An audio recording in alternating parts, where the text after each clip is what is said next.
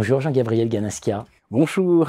Jean-Gabriel Ganaskia, vous êtes professeur d'informatique à Sorbonne Université. Je regarde mes notes, membre senior de l'IUF, l'Institut universitaire de France. Ça veut dire quelque chose pour ceux qui connaissent. Ancien président du comité d'éthique du CNRS. L'IA expliquée aux humains, édition du Seuil. Le travail ne disparaît pas, il ne disparaîtra pas, c'est ça votre grande thèse. L'IA pulvérise le travail au sens où elle l'émiette. Voilà, et de ces miettes, on automatise, on transforme le travail. Pour penser la question, vous nous dites, il faut mobiliser Hannah Arendt. Condition de l'homme moderne. Il y a le labeur, il y a l'œuvre, il y a l'action. Et c'est ça, le travail. Et c'est sur ces trois dimensions-là qu'on voit que finalement, l'IA, c'est surtout sur le volet labeur.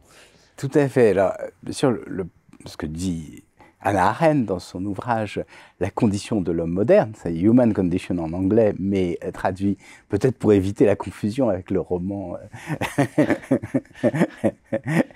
du même nom. Donc, c'était la condition de l'homme moderne. Et elle dit il y a la vie intellectuelle, ça se divise dans la vie active, dans le monde, et dans la vie spéculative. Donc elle élimine ce qui relève de la spéculation, par exemple la recherche, l'artiste, la pure spiritualité, etc. Et dans la vie active, justement, elle distingue trois types d'activités qui sont le labeur, et elle pense que c'est la vie de l'homme domestique, enfin de la personne plutôt dans la domesticité, c'est-à-dire que l'homme qui va à toutes les occupations nécessaires à sa survie, l'alimentation, le ménage, etc.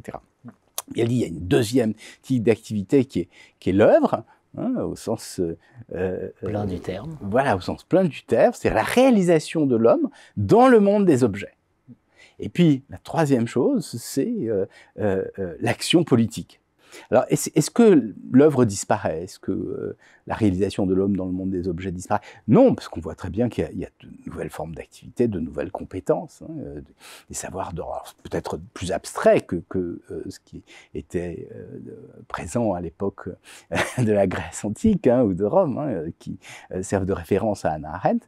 Mais bien sûr, la question, c'est le labeur, c'est-à-dire cette occupation des hommes qui permet la survie, c'est-à-dire comment s'alimenter, comment fabriquer les objets. Alors non pas, vous voyez, l'œuvre c'est l'artisan qui va concevoir, mais la réalisation pratique des objets. Et alors ça, bien sûr, c'est transformé, parce que beaucoup de tâches fastidieuses, pour beaucoup d'entre elles, s'automatisent grâce aux outils d'intelligence artificielle. Donc on peut se dire, le labeur va disparaître complètement. On peut imaginer qu'un jour, on conçoive des robots qui soient capables de couper les cheveux. Mais justement, est-ce que ça remplacera complètement le coiffeur? Ben non, parce que il se passe beaucoup d'autres choses chez le coiffeur. Beaucoup d'autres choses. Discute. Voilà, on discute. Et c'est un moment de relations sociales, de repos, etc. Et donc, ça montre bien qu'il y a un certain nombre d'activités qui ne vont pas disparaître. Il se trouve, pour parler des coiffeurs, que j'ai été invité à une association professionnelle d'entreprises de proximité, et on a parlé des coiffeurs. Et ils m'ont expliqué que les coiffeurs, c'était souvent des gens assez jeunes qui se passionnaient pour la technologie. Alors pourquoi? Pas pour fabriquer des machines qui vont automatiser la coupe, ce qui serait un peu absurde. Enfin, puis on l'a vu, contre-productif, puisque le moment du coiffeur, c'est un moment de détente. Mais ils utilisent des outils numériques, des outils d'intelligence artificielle pour aider la personne à anticiper ce que sera sa coiffure. Parce que je me souviens du temps où j'avais des cheveux. Je ne sais pas si vous en aviez vous aussi. J'en avais aussi. Et on va chez le coiffeur et lui, comment est-ce que vous voulez te couper? Bien sûr, on peut faire des un blanc, on ne sait pas, oui. Parce qu'on aimerait que ce soit lui qui nous propose. Oui.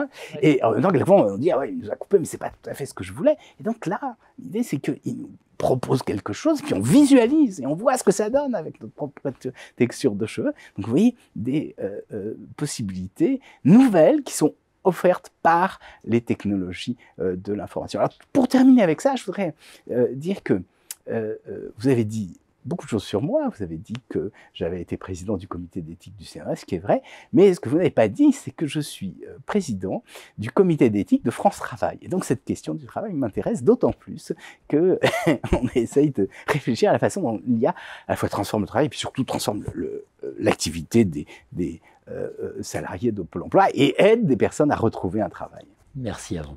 Merci.